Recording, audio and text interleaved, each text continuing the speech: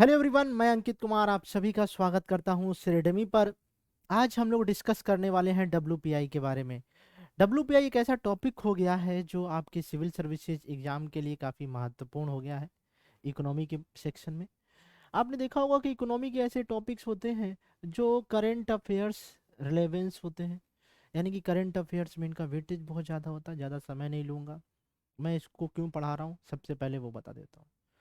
12 साल के सबसे सर्वोच्चतम स्तर पर डब्ल्यूपीआई इन्फ्लेशन पहुंच चुका है। आज मैं आप लोगों को डब्ल्यूपीआई और सीपीआई में अंतर को बताऊंगा। डब्ल्यूपीआई का इम्पैक्ट क्या सीपीआई पे पड़ता है तो क्यों पड़ता है, क्या मेजर टूल्स हैं जो आपको याद रखने हैं।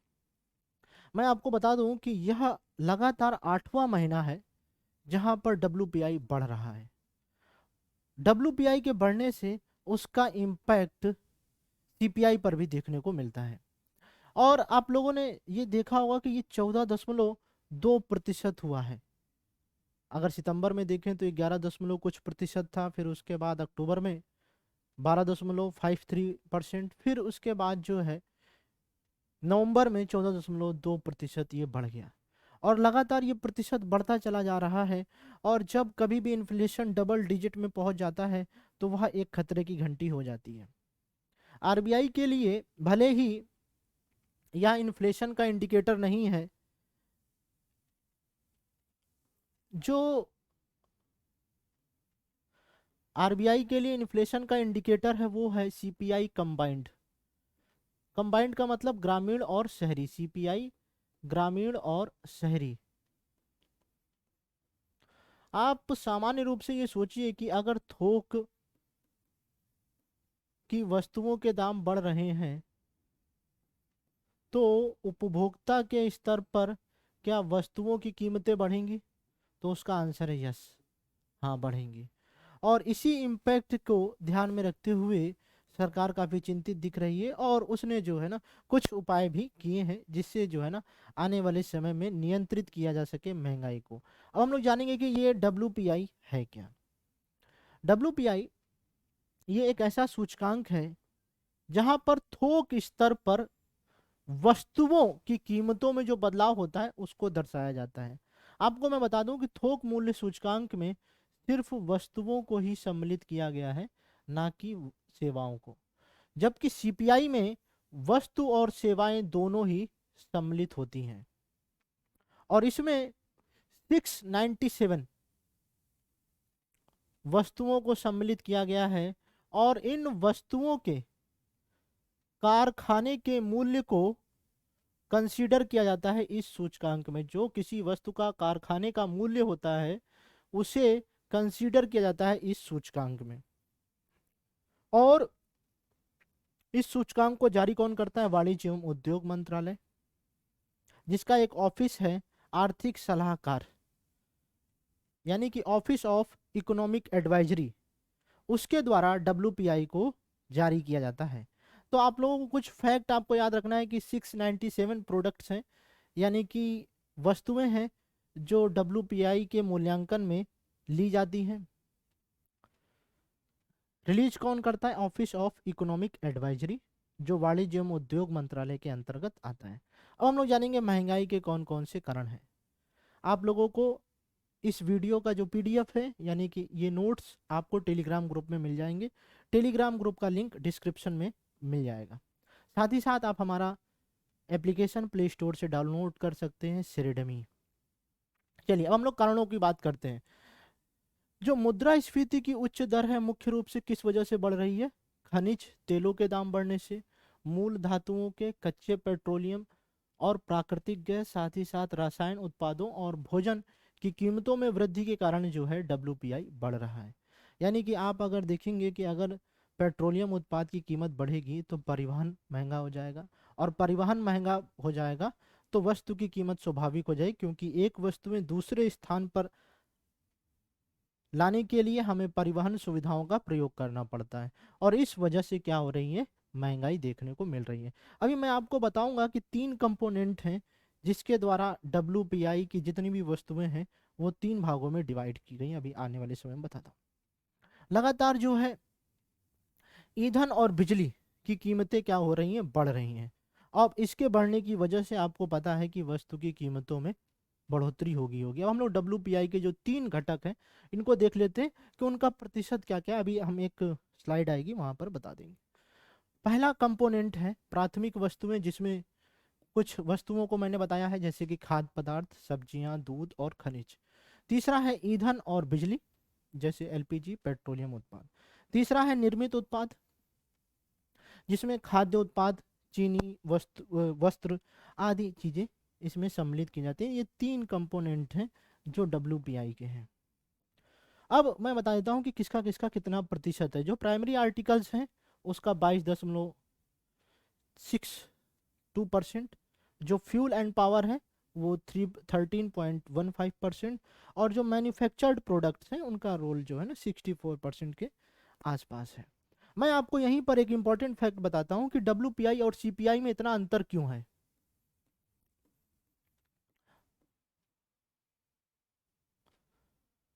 डब्ल्यूपीआई इतना ज़्यादा है और सीपीआई इतना वेरी क्यों करता है, क्योंकि आप देखेंगे कि फ्यूल में जो है ना 13.5% है, लेकिन सीपीआई में जब इसका परसेंटेज देखा जाएगा तो 6% के आसपास इसका रोल होगा।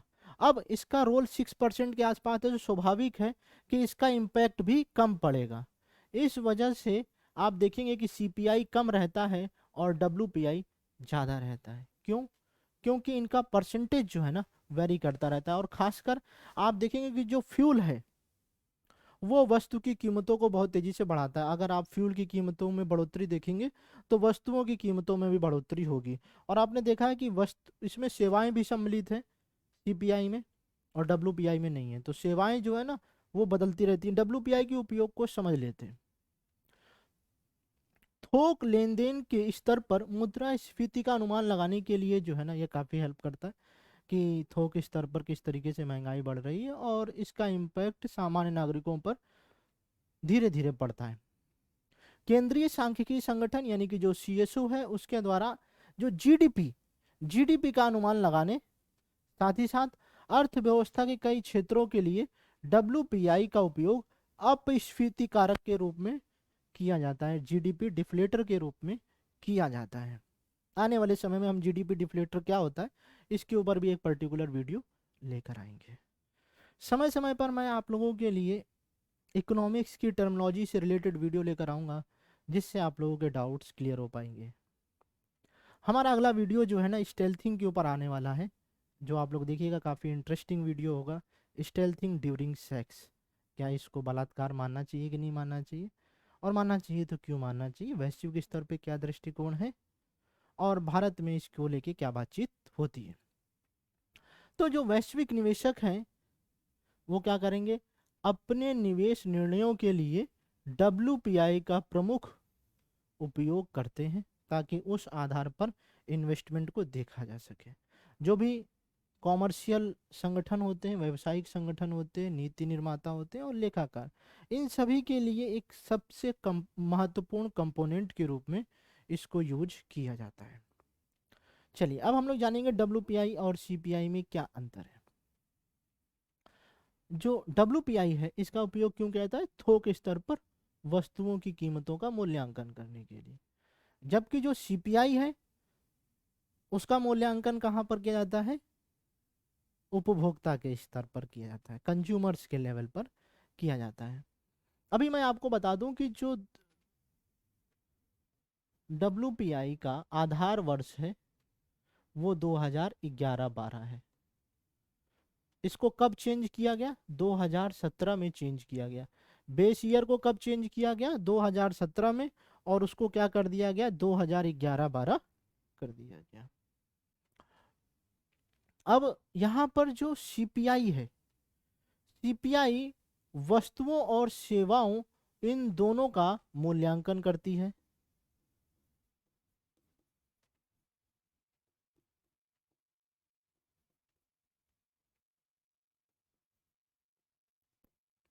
जबकि यह सिर्फ वस्तुओं का ही मूल्यांकन करती है। तो ये फैक्ट आपको याद रखना है। डब्ल्यूपीआई की वस्तुओं में